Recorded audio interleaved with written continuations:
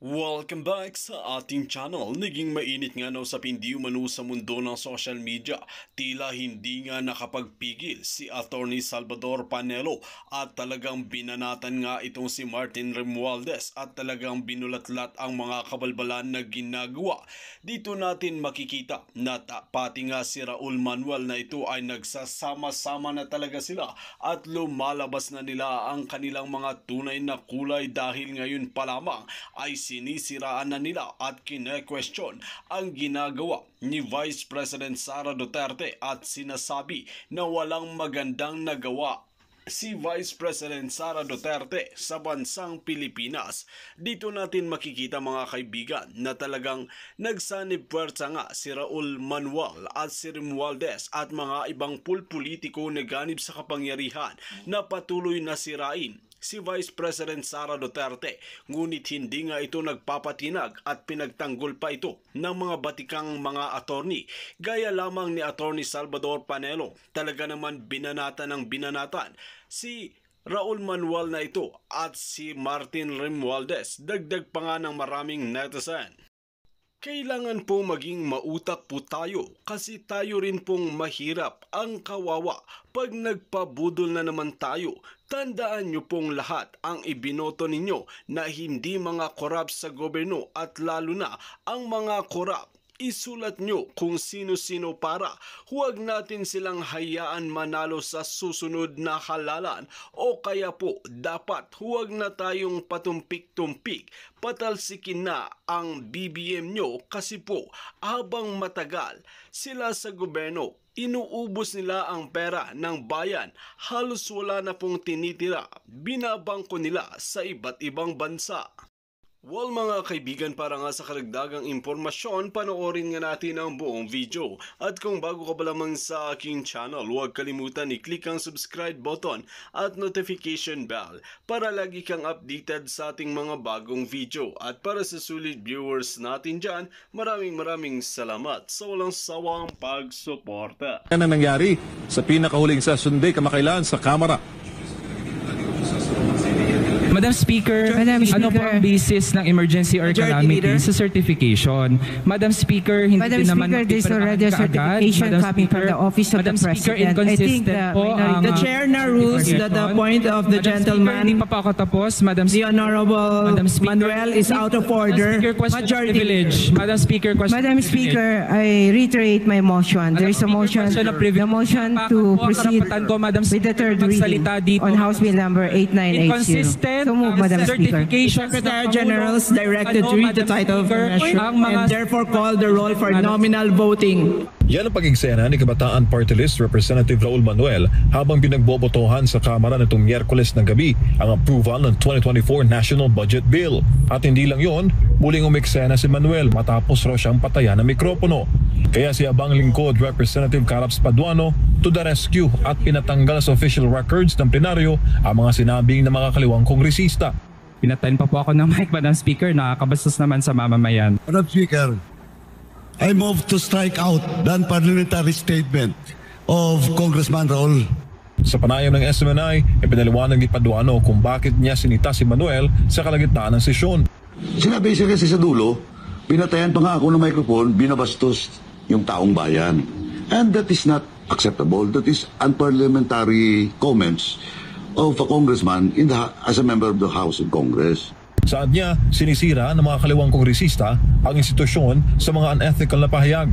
Bawal raw kasi sa plenaryo ang personal na atake at mga pahayag na nakasisira sa imahe ng Kamara bilang institusyon. What I cannot tolerate is question of language, unparliamentary words being used during plenary session. Diin pa ng 3-termer congressman na pasok sa paglabag sa Code of Ethics ng Kamara ang ginawa ni Manuel. Sa bugbubukas muli na sesyon sa Nobyembre, muli raw bubuhayin ni Paduano ang motion para ipadelete ang mga sinabi ng mga kaliwang mambabatas. If somebody will file a case, the Ethics Committee, tingnan natin, mas maganda nga i-withdraw na ni Congressman Raul. No? He apologized, he withdraw it. But of course, sabi ko na nga, before the journal, during resumption, before the journal will approve, I will reiterate the motion that it should be strike out. Samantala, ngayong nagpasya ang Kamara na i-divert ang confidential funds ng civilian agencies gaya ng DepEd.OVP sa Paduano na dapat raw mailagay na lang ang pondo sa NTF-ELCAT. Now, kung itong NTF-ELCAT is the solution for the AFP slowly making transition, going to external, focusing on external security, why not give them the budget? Now, let us see, after 3 years, we will evaluate, we'll assess, if indeed, tama ang request. Grabe, di ba? No? Bastos, mga kaibigan, no? Yan ang sinasabi natin, guys, eh. Kaya kailangan talaga matanggal yan sa Kongreso. Sa totoo lang, mga kaibigan, marami na po talagang marami na po talagang naaasar dito, eh. Marami na pong napipikon kasi nga hindi siya sumusunod, guys, eh. Gusto niya yung gusto niya ang masusunod. Eh hindi naman pwedeng ganun, eh. Kasi nga sa plenary, guys, kailangan doon magalang ka. Kasi nga Kongreso yan, eh. Kahit sabihin natin na mga minority kayo, meron kayong rights, no? Or kasi ang sinasabi dito ni Raul, meron daw siyang rights, no? Nayayapa, kumbaga, naaapakan daw yung rights niya. Kasi nga, syempre, freedom of speech nga, di ba? Oh, salita siya ng salita. Eh, yung mga sinasabi niya, mga kaibigan, out of order na, eh. Kaya nga, di ba, mayroon tayong hammer, kaya nga hinahammer yan, eh. Pag hinammer ka, ibig sabihin, tumigil ka na, eh, ayaw niyang tumigil, eh. Salita pa rin siya ng salita. Kaya mga kaibigan, itong mga karamihan po dito sa Congress, guys, napapansin na talaga siya, mga kaibigan, na kailangan na talaga siyang sipain dyan. Kasi nakakasira lang talaga siya sa imahe, guys, eh. Diba? Nagpapakita po sila or nagpapahiwatig po sila, guys, na talagang makaliwa yung mga ugali nila. Diba? I mean, ako okay lang po sa akin, mayroon pong opposition. Kasi po, yan po ang checks and balances. Kailangan po natin ng opposition. Kahit saan ka magpuntang bansa, bawat government may opposition. Hindi po pwedeng wala. Hindi po pwedeng lahat na lang ng tao oo lang ng oo. Kailangan may tutol, may nag-o-oppose. Kaya nga opposition yan, eh. Ibig sabihin, mag-o-oppose ka. Hindi naman, ang oppose po, hindi po reklamo yan, ha. Ang oppose po, mga kaibigan, yung para bang gusto mong harangin or gusto mong meron ka pang mas magandang idea, kaya ka nag-o-oppose. Iba po yung reklamo, ha? Magkaiba yan, mga kaibigan. Ngayon, ito pong mga, kasi considered sila as opposition, guys, eh. Di ba, minority? Pero sa akin, guys, hindi sila opposition, eh. Hindi na maganda yung pagiging opposition nila, guys, eh. Malayong-malayo na, mga kaibigan. Iba na po ang timplada nila, guys. Paninira na po. Magkaiba kasi ang paninira, yung sisiraan mo lang yung isang tao lang tinuturo nila, eh. Kung hindi si Vice President Sara Duterte, di ba? Wala naman sila ibang tinuturo, eh. Eh hindi nga nila tinuturo ang Pangulo, eh. Di ba? Ang Pangulo si President Bongbong Marcos, ang daming di ba? Ang daming mga hindi magandang ginawa, katulad sa DA. Oh. Hindi siya nagpapakita, hindi siya nagsasalita. Sinisita ba nila? Hindi.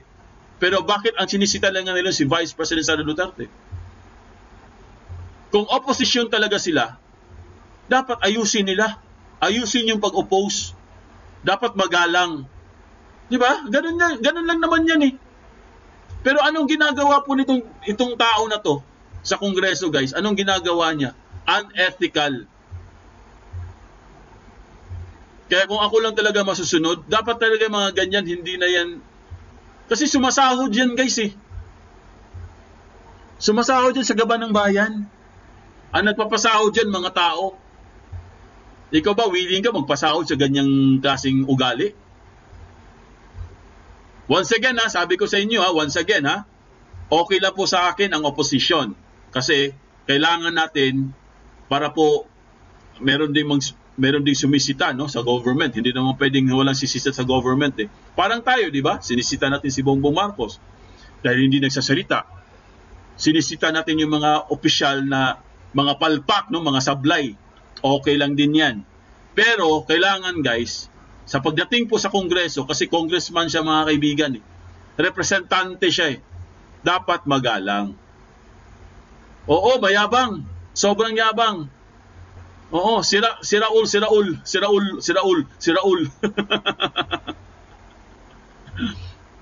Tama yan, mayabang talaga, sobra. Oh, pati yung sila Franz, pati yung isa pa. Ang pangalan ng isa, si Bros. Franz saka si Bros. Magsama silang tatlo, kaya tawag sa kanila tatlong itlog. Yes, bakit hindi nila inalis ang confi funds ng President? Bakit si Sara lang? Bakit si Sara lang nilalagay sa dyaryo? Oh, tingnan nyo mga dyaryo ngayon, bisitahin nyo yung mga broadsheets, mga mainstream. Puro Sara, puro confi funds. Pati yung luma, yung nakaraan, ibinalik nila guys. Yung mga nakaraang confi funds ng pagiging yung mayorship po ni BP Sara sa Davao. Inulit nila mga kaibigan at pinost pa nila. Siyempre, pag pinost mo, may mga taong mga mahilig, ang bilis maniwala, di ba? May mga taong yung mga makikita ng utak. Look, grabe, ang laki naman ng confi funds ni Sara, grabe Tapos yung 11 days, hanggang ngayon hanggang ngayon, hindi pa rin sila tumitigil sa 11 days na yan. Paano nila sensationalize yung 11 days? Siyempre, sasabihin ng tao, grabe gumastos si Sara, 11 days lang, 125 million. Oh. Di ba? Kaya mga kaibigan, dapat na talaga alisin ito.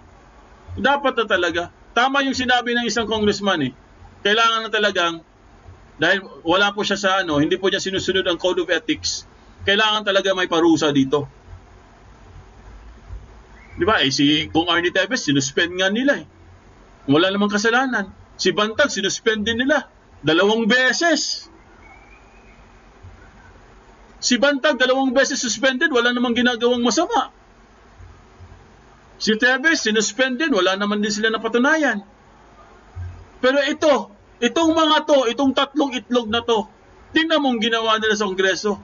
Wala man lang i-mix si Tambalos. Hindi mo lang nakikialam si Tambalos. Hinahayaan lang nila itong mga tatlong itlog na na magsalita. At binibigyan pa nila ng oras, mga kaibigan. Binibigyan pa nila ng oras para magsalita. So, imagine niyo guys, 3 lang sila dyan. Laban sa 296 na mga representante. 3 lang sila mga kaibigan, pinagsalita. Wala silang ibang bugang bibig, kung hindi 11 days na ginagasta ng OVP itong confidential funds. Kaya ako, tama, Talagang bulyaso po mga kaibigan. Bulyaso po sila ni Attorney Panelo sa kanilang kawalang hiya, bulyaso po mga kaibigan itong sabuatan. Oh. At ang utak diyan si Tambalos. Tambalos! Hoy, Tambalos, bumaba ka na diyan, magsama na kayo pinsan mo. Ang hirap talaga pag pinsan, Insan! Gaganon lang siya. Insan, wag mo pabayaan Insan gaganon lang yan Strategy ni Tambalos, palpak, bulok. Siya naman talaga may pakanan yan. Siya naman talaga. Siya nga ang utak Ito panoorin po natin si Attorney Panelo para magkaalaman po mga kaibigan. Ito po, grabe po talaga ang kanyang pasabog dito guys ni Attorney Panelo. Panoorin po natin mga kaibigan. Pero bago po natin i-play guys, nakikisuyo lang po kami paki-likes lang po ng video mga kaibigan. Sa mga hindi pa, yung mga bago pong dating paki-likes lang po yung video, tsaka huwag niyong kalimutan mag-subscribe at paki-share po ang video mga kaibigan.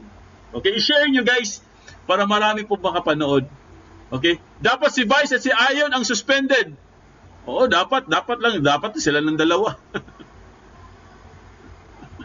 Diana Janela Palesarta, nakaka-high blood talaga ang mga Tambalos. Oo, nakaka-high blood, nakakainit ng ulo, nakakakulo ng dugo. Itong Tambalos na to. Alam mo guys, sa totoo lang guys, ang galing niya magkunwari, no?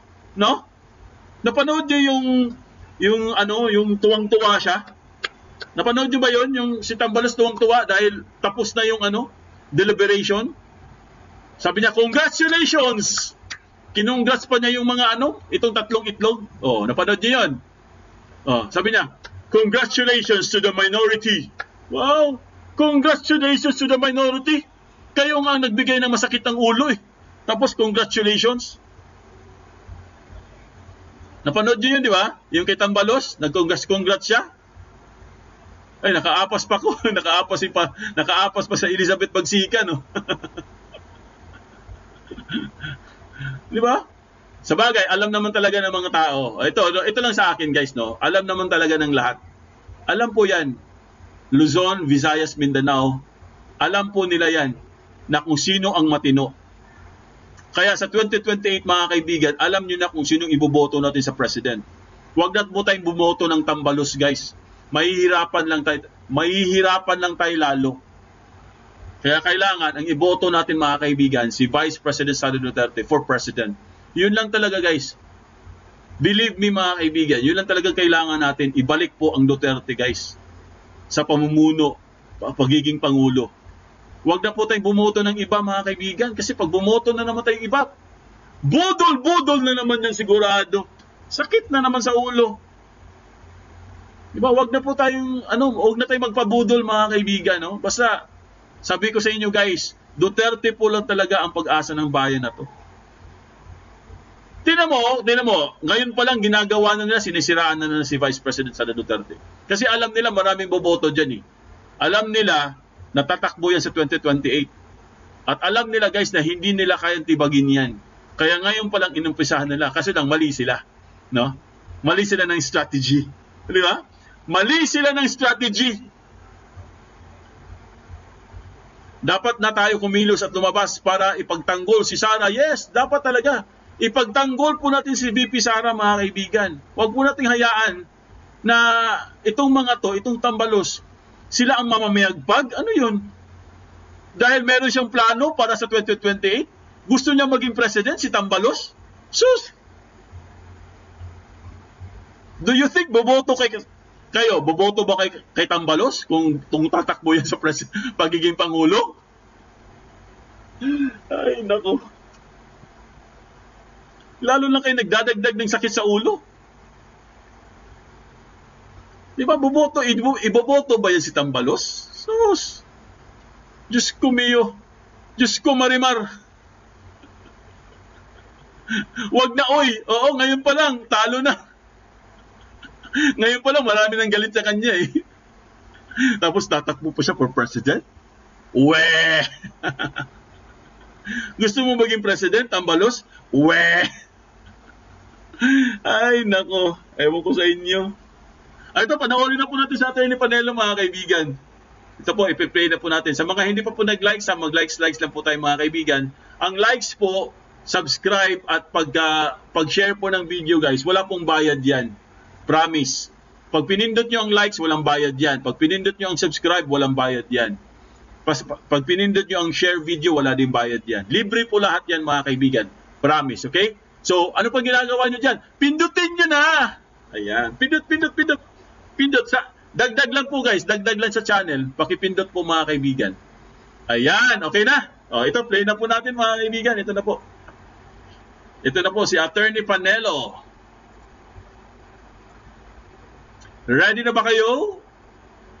Yung House of Representatives, tinanggalan na nila si VP Inday Sara ng confidential funds. Ang kapansin-pansin, mukhang merong hidden agenda. Kasi yung mga kumontra ay mga nasa kaliwa. Sila ang matinding nangungontra doon. Tahimik yung mga kalyado. Anong ibig sabihin? Tandaan niyo, House of Representatives yan. Ang head dyan, Speaker. Si Speaker Martin Romualdez. At alam naman natin na nagkabanggaan yung dalawa. Bakit ganon? Bakit pinapabayaan ninyo itong mga kaliwang party reps na binubusisi at kinokontra ang confidential funds? Kayo tahimik. Parang merong tahimik na pagkakutsabaan. Nagko-conspire kayo against Inday Sara. Bakit? Pero alam nyo, nahihirapan kayong siraan si Inday. Kasi matino eh. Pag matino, matapat sa tungkulin. Kahit anong paninira niyo dyan, mabibigo lang kayo. Inasayang nyo ang panahon. Ayun, mabibigo lang kayo. Sinasayang nyo lang yung mga panahon nyo. Kaya wag nyo nang siraan si VP Sara. Ha? Kasi pupulutin kayo sa kangkungan. Ha? Diretso inidoro kayo pag siniraan nyo nang siniraan si VP Sara. Mali ang strategy nyo, oy. Maling-mali ang strategy nyo. Ayan, magaling sila manira. Si Raul Tambalos. Si Raul.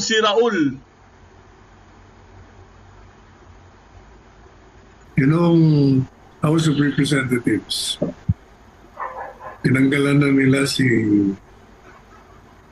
BP Inday Sara ng confidential funds.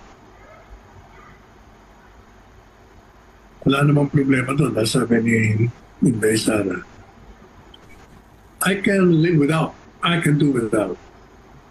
Kaya lang niya hiningi yun. Kasi nga, mas alam niya kasi kung anong gagawin niya doon sa kanyang departamento. Yung security agencies natin, masyadong puno ng trabaho siguro. Kaya hanggang ngayon, kung ano yung problema noon, ganoon pa rin. Pero ang kapansin-pansin, mukhang merong hidden agenda. Kasi yung mga kumontra ay mga nasa kaliwa. Silang matinding nangungontra doon. Tahimik yung mga kaalyado. Anong ibig sabihin? Tandaan niyo, House of Representatives yan. Ang head dyan, Speaker. Si Speaker Martin Romualdez. At alam naman natin na nagkabanggaan yung dalawa. Bakit ganon? Bakit pinapabayaan ninyo itong mga kaliwang party reps na binubusisi at kinokontra ang confidential funds? Kayo tahimik. Parang merong tahimik na pagkakutsabaan. Nagko-conspire kayo against Inday Sara. Bakit? Dahil ba hanggang ngayon malakas pa itong aling ito? Dahil ba marami ang may gusto sa kanyang tumakbo ng panguluhan? At yung head ng House of Reps, ang kanyang mga kilos ay gusto niya rin tumakbong presidente. Ayun. Nagkakahalataan tayo. Masyadong napakaaga pa. Sa bagay, sabi nga mas maaga, mas maganda. Nilalatag na. Pero ang problema, baka naman makapaaga, lalo ang pagkaalis niyo dyan sa mga pwesto niyo. Yan lang ang aking masasabi sa inyo. Baka mapadali. Sa halip na 6 na taon baka hindi kayo mabot ang kalahating taon. Boom! Kaya dahan-dahan. Alam niyo yung confidential and security funds. Palagi na lang nagkakaproblema dyan sa mga budget. Hindi ko maintindihan bakit ito namang opisina ng Budget and Management. Kasi yan pong national budget, ang nag-prepare niyan ang Office of Budget and Management. At sila nag-prepare niyan on the basis, batay doon sa mga sinumiti ng lahat ng departamento at opisina. Sila ngayon mag-ayos niya. Sisilipin nila. Titingnan nila, uy, masyadong malaki ito. Babaan natin ito. Pag nakakita naman, masyadong malito, dagdagan natin ito. Ito naman ang tanong ko sa inyo. Yung mga nandiyan sa budget and management. Ano namang alam nyo sa pangangailangan ng mga departamento at opisina? At kailangan kayong magdesisyon na papawasan o dadagdagan. Ang sa aking pananaw, ang dapat na gawin natin para wala na yung problema about augmentation, realignment of funds, ibigay nyo ng lahat yung mga hinihingi nila. Lahat ng departamento, bahala na yung Commission on Audit na mag-audit sa kanila kung tama ang kanilang paggastos sa ngayon o sa programa nila at sa ngayon sa batas na nakatakda kung paano ilalabas ang mga pera ibinigay sa kanila at kung paano nila ipaliliwanag yung kanilang mga gastos. Kung sila lumabag, di banda. Dapat ganoon kasi ang nangyayari, kadalasan, kulang. Ang iba naman, sobra, hindi nagagastos. Walang problema sa sobra. Ang sobra, ibabalik mo lang yan sa treasury. Ang problema lang doon sa hindi nagagastos, yung sayang yung pera, hindi umiikot.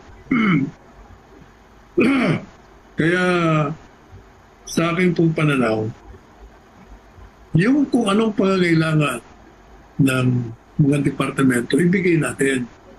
At kung sa tingin nila, kailangan nila ng pera sa security or confidential, ibigay din natin. Sila naman nakakalam kung anong gagawin nila sa kanilang pondo, kanilang programa. So in relation to the work, they know what to do, how to spend it, and where to spend it. Para hindi na tayo maabot sa ganito. Nagiging politika. Nagiging dahilan na magkaroon ng politika yan. Alam niyo kasi, yung opisina ng Vice Presidente, yung mga nakaraan, 6 na taon na, yung pinalitan niya, walang creativity. Hindi niya naisip yung mga pwedeng gawin para proteksyonan, estudyante, yung mga banta sa kanila, yung panganib sa kanila. Ito si Inday Sara, nung siya mayor pa, sanay na sanay dyan. Malaki ang ginastos niya sa intelligence confidential funds para malipol niya, matalo niya, magiba niya, sirain niya yung mga kalaban ng Estado doon sa lugar. Nakikita mo successful siya. Dinala niya rito sa kanyang departamento. Ito namang mga nag-aambisyon. Nakikita nila, masyadong magaling itong aling to. Kailangan maaga pa lang, babanatan na natin to. I-questionin natin yung confidential funds para pinalalabas nila. Kaya bakit kami ganyang kalaki? Paano mo ba ginagastos yan? Kung baga, nangiintriga sila na maaaring may anomalya, may katiwalian sa paggamit. Kaya kita nyo, pati yung ilang araw na paggamit, sabi nila, yung daw 250 million na ibinigay ng Office of the President sa kanya, ginastos lamang ng 11 araw. Dapat daw 19 na araw. Teka muna, una-una. Ano naman kung 11 araw na? Kung yung pinaggastusan mo, para doon sa layunin kung bakit ibinigay sa iyo, di lalong magaling, mabilis. Mas nadali. Pero ang katotohanan daw, sabi nung proponente, pinaliwanag, yun daw bilang ng 19 days.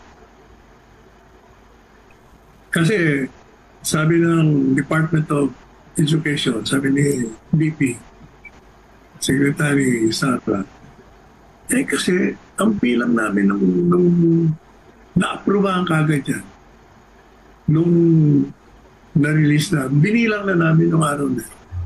Iba naman daw ang bilang nitong COA.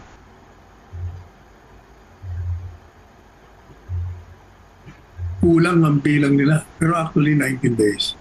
But, as I said earlier, regardless, mas maganda nga yung mas maiksing araw mo ginastos, masama yung purpose for which the money or budget was intended, nagawa mo. Yun ang mahalaga doon. Hindi ko talaga maintindihan ng mga taong ko. Pero alam nyo, nahihirapan kayong siraan si Inday. Kasi matino eh. Pag matino, matapat sa tungkulin, kahit anong paninira niyo dyan, mabibigo lang kayo. Inasayang niyo ang panahon. Although, sa party nila, hindi namin sinasayang dahil pag binabanata namin, nasa dyaryo kami. Palagi kami nasa balita. Pabor din sabi nyo, oo nga naman. Yun ang dahilan. Yun ang excuse para palagi silang nasa laman ng balita. At pabor sa kanila sapagkat pag dumating ang halalan, 2 years from now, kilalang-kilala sila. O, diba? Ganun talaga yun. Ay, naku. Kaya nagbubuo sila ng mga black propaganda, no? Eh, syempre, gusto din nila sumikat. Ang nakakaano lang kasi mga kaibigan, no? Hindi talaga nila tinitigilan si VP Sara. Eh. Panay-panira talaga. Syempre, dito nga natin mapapatunayan mga kaibigan kung sino nga ba talaga ang may tunay na malasakit gaya lamang ng buwelta at paninindigan ni Atty. Salvador Panelo at talagang walang tiwala kay Romualdez na ito kaya naman dapat sibakin sa pwesto ngunit hindi nga sila masisibak hanggat ang mga protektor at mastermind nila ay matataas na opisyales kaya naman dapat imbestigahin at kaladkarin na sa mga kulungan. Well mga kaibigan, kung kayo ang tatanungin ano ang inyong mga opinion, just comment below sa ating comment section at ating pag-uusapan.